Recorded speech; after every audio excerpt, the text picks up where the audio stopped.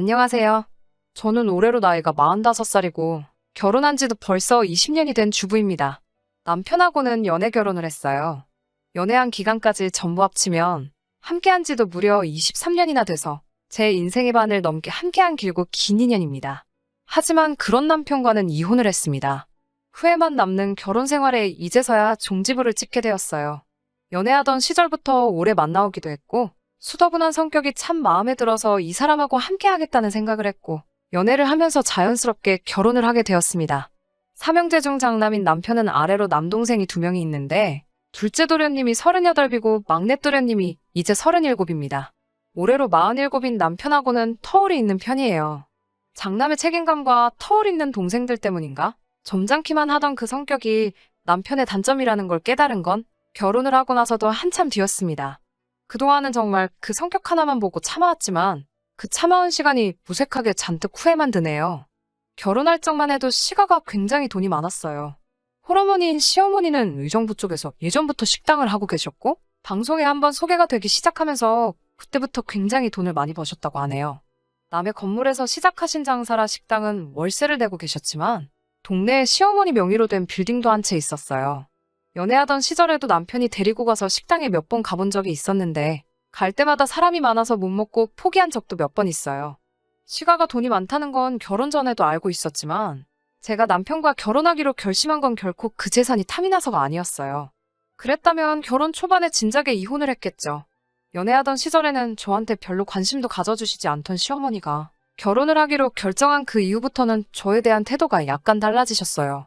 물론 좋은 쪽으로 달라지신 건 아니었어요. 저는 사실 부모님이 2분 다 안 계셨고 할머니 밑에서 자라왔거든요. 시어머니는 그 사실을 이미 알고 계셨고 결혼을 하기로 정하고 저와 처음 만난 자리에서 저에게 대놓고 우리 집 재산을 노리고 온 거 아니냐는 말까지 들어야 했어요. 그런 게 아니라고 몇 번을 말씀드려도 부모 없는 사람의 말을 자기가 어떻게 믿냐고 대답하셨고 결국 결혼할 때도 그 어떤 금전적인 지원을 받지도 못했습니다. 저는 그게 차라리 잘 됐다고 생각했어요. 저도 저 나름대로 혼수며 모며 할머니한테 다른 부담을 안겨드릴 필요가 없었으니까요. 결혼 첫 해에는 시어머니가 가게 좀 도와달라고 부르시더라고요.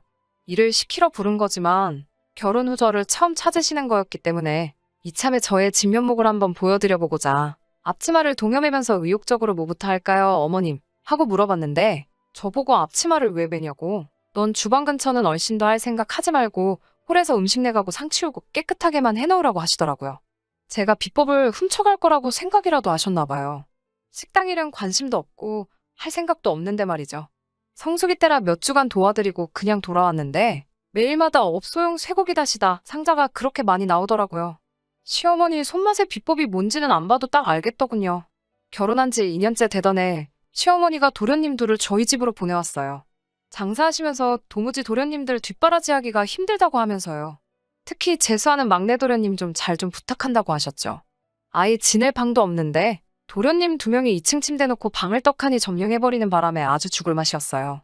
남편에게 중간에 못하겠다고 투정 아닌 투정을 부렸는데 남편은 장남으로서의 책임감인지 고집을 부리더라고요. 동생들이 나보다 더 소중한가 싶어 서운했는데 남편이 솔직한 심정을 이야기했어요. 아이도 태어나고 아무것도 없이 시작한 결혼 생활인데 사실 그동안 많이 부담감을 느꼈다고. 당장 제가 힘들건 이해하지만 시어머니가 아들 둘 맡겨놓고 생활비도 보태주실 거고 이참에 저도 며느리로 인정받고 해서 언젠가 이 시기만 넘기고 나면 시어머니가 나중에 우리한테 크게 한몫 챙겨주지 않으시겠냐 하면서 저를 설득하더라고요. 어차피 안 받고 시작한 거 저는 나중에라도 받아낼 생각도 없었지만 남편이 그렇게 가장이라는 직책에 부담감을 느끼고 힘들어하는지 몰랐어요. 부모님 도움 없이 우리 둘이서 사랑만으로도 살 수 있다고 생각했지만 외벌이인 남편에게는 현실의 벽이 너무 높았던 거죠.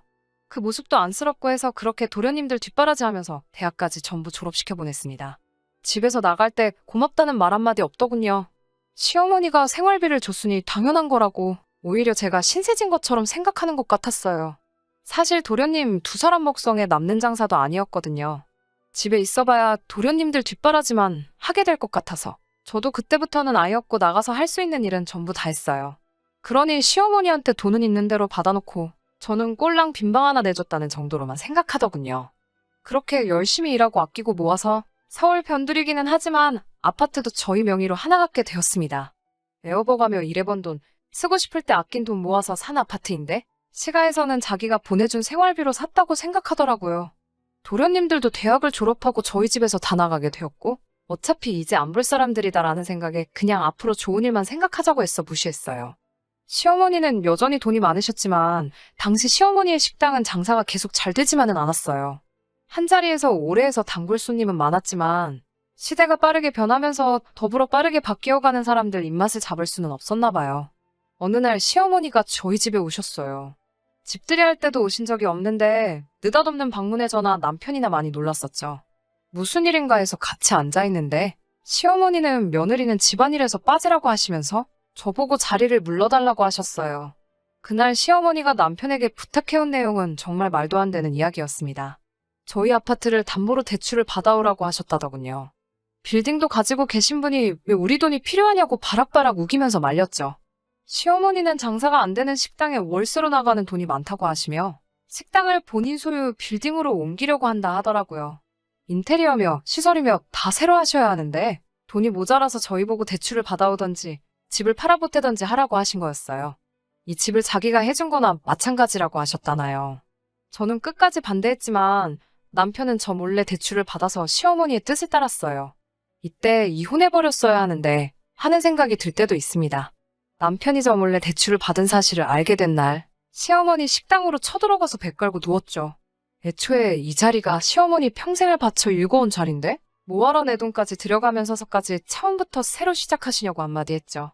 시어머니가 너같이 대학물도 못 먹어본 게 어찌 큰 뜻을 이해하겠냐고 면박을 주시더군요. 대학물 안 먹은 건 시어머니도 마찬가지고 제 남편도 동생들 뒷바라지한다고 대학교 문턱도 밟아본 적 없는 사람이거든요. 이 자리에서 월세로 나가는 돈이 얼만지나 아냐며 면박을 주셨어요. 건물주가 올려달라는 대로 다 올려줘야 되는 와중에 내 건물 냅두고 왜 남의 건물 잘 되게 도와주냐는 듯이 이야기하셨어요. 월세가 얼만지나 아냐고 하면서요. 감히 대학교도 안 나온 제가 배운 사람 뜻을 이해하겠느냐며 가게를 옮기는 건 막내 도련님의 아이디어였다는 걸 알려주시더군요. 식당이 망하든 말든 저는 아무 상관도 없었는데 왜 제 돈 가지고 그러냐고 저는 그렇게는 죽어도 못한다고 소리를 지르면서 결사반대를 했죠. 그 과정에서 시어머니와 심한 대화가 오고 갔고 결국 연을 끊는다는 이야기까지 오고 갔습니다. 저는 그럴 거면 그러라고 했어요. 다행히 남편이 가져간 돈은 돌려받았습니다. 저에게 그때 그 서울 변두리의 싸구려 아파트는 저의 인생 모든 것이나 마찬가지였어요. 이 아파트 하나 말고는 내가 가진 거 아무것도 없었으니까요. 남편의 가족보다 제가 가지고 있는 재산을 택했습니다. 남편은 제가 경솔했다고 여태까지 힘들게 두 도련님 뒤치다꺼리하면서 대학 보내놓은 게 다 허사가 됐다면서 제 탓을 했습니다. 시어머니도 이제 곧 은퇴할 텐데 건물이 됐든 식당이 됐든 아파트가 됐든 그 전부가 우리 것이 될 수도 있었는데 제가 그 푼돈에 눈이 멀어서 다 말아먹었다고 하더라고요. 그리고 그게 우리 돈이지 왜 네 돈이냐고 하냐는 식으로 저를 꾸짖었습니다. 남편 말에도 일리가 있다는 생각에 여태까지 참아오며 고생한 거 허서로 만들었다는 그 말이 정말로 제가 경솔했나 싶기도 했지만 그래도 이제 시어머니 두 도련님의 그림자도 볼 일이 없게 되었으니 속 하나만큼은 너무 후련하더라고요. 대학물 먹은 막내 도련님의 아이디어는 별거 없었습니다.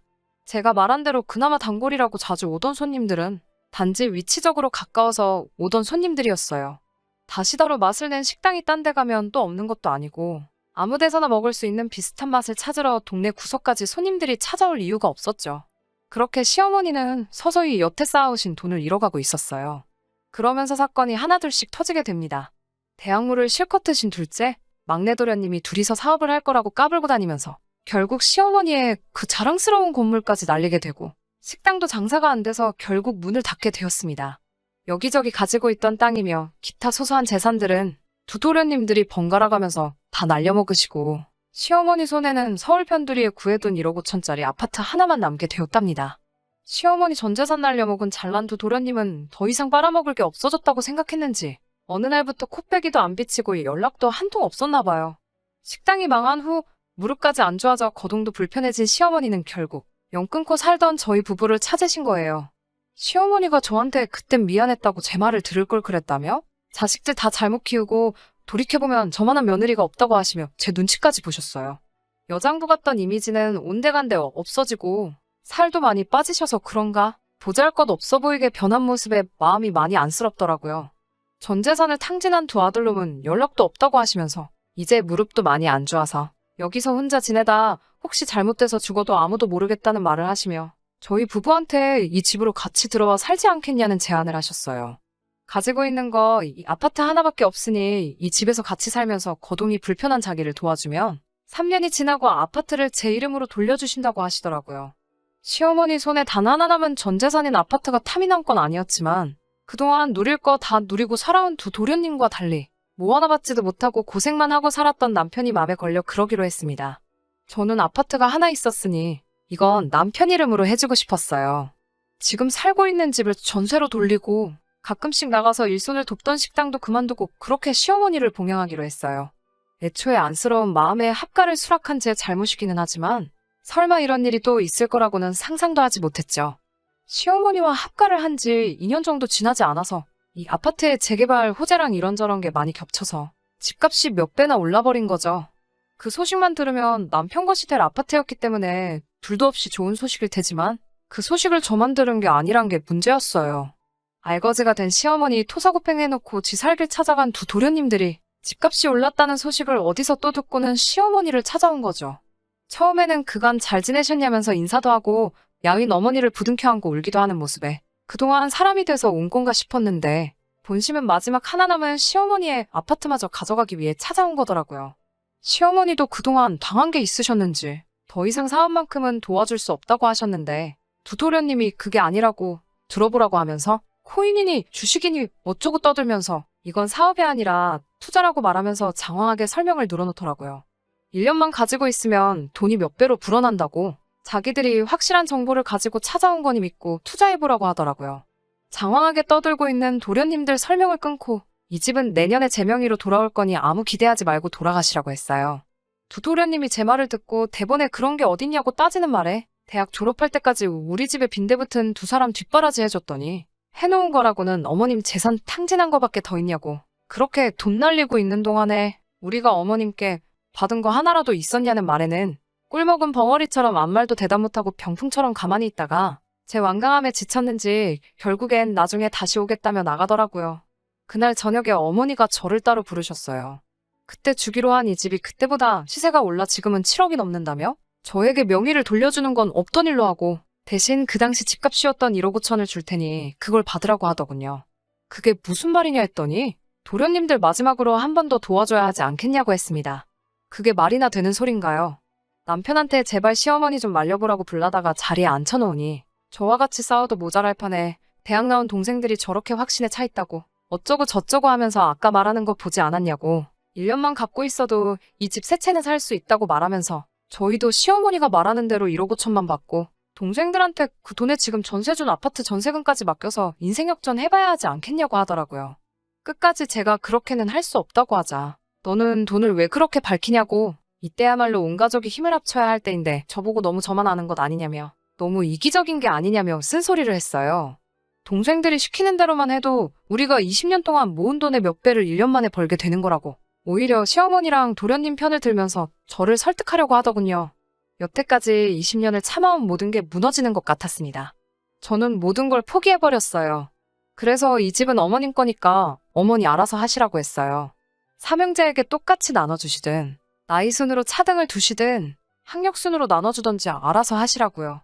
저는 이제 더 이상 두 도련님한테 뭐 하나도 양보하고 싶은 마음이 없으니 여기까지 하겠다고 말하고 남편에게는 전세로 돌림 먼저 살던 아파트만 확실하게 제 명의로 돌려놓고 나서 이혼을 하자고 했습니다. 어디 온 가족이 한번 힘을 합쳐보라고 저는 이제 가족 안 할 거고 애초에 이 아파트도 제가 갖고 싶어서 심호봉양하기로 한 게 아니고 여태까지 한 푼도 못 받은 남편을 위해 결정한 거니 남편이 하고 싶은 대로 하는 게 맞다고 했어요. 단지 더 이상 당신네 가족들에게서 놀아나는 꼴은 견딜 수 없다고 저는 이제 그만 이 집 가족이라서 빼달라고 사정을 하며 이혼하게 해달라고 부탁했습니다. 두 사람은 끝까지 저보고 나중에 땅을 치고 후회할 거라고 말하더군요. 나중에 다시 후회하며 돌아와도 절대로 받아주지 않겠다고 말하면서요. 저도 시모와 남편에게 후회하지 않을 테니 저를 절대 받아주지 말라고 되받아쳤어요. 그냥 이제 완전히 남남이라고 더 이상 볼 것도 없다고요. 대신 제발 지금 전세를 준 그 집만 확실하게 제 명의로 돌려달라고 했습니다. 지금 어머님이 살고 계신 집은 어떻게 하셔도 아무 상관 안 하겠다고요. 하지만 집값이 오른 게 오른 거지. 다른 집도 다 가격이 올랐잖아요. 당장 그 집을 팔고 갈 곳이 없어진 두 사람은 이혼을 하고 나서도 제가 사는 집에서 몇 달 동안 신세를 졌어야 했어요. 아파트를 제 명의로 돌리기 위해서라도 제 집에 들이는 것만큼은 싫었지만 결국은 그렇게 하게 해줬습니다. 어차피 도련님들이 그 투자금을 몇 배로 불려서 가져올 테니 그때까지만 지내겠다는 조건이었어요.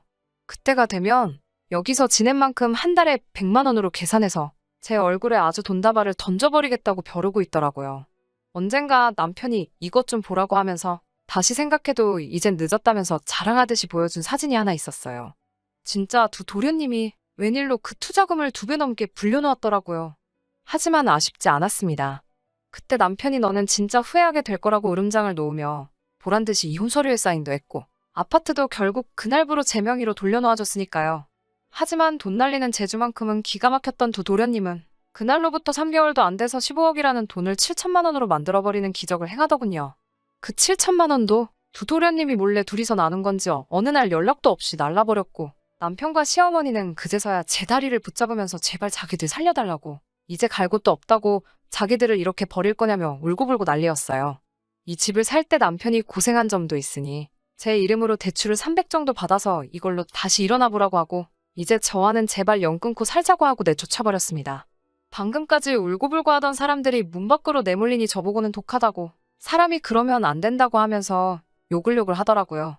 그렇게 큰 소리를 치더니 아파트 현관 앞까지 가서는 다시 또 제발 우리 좀 살려달라고 비는데 신기하게도 일말의 미안한 마음도 들지 않았습니다.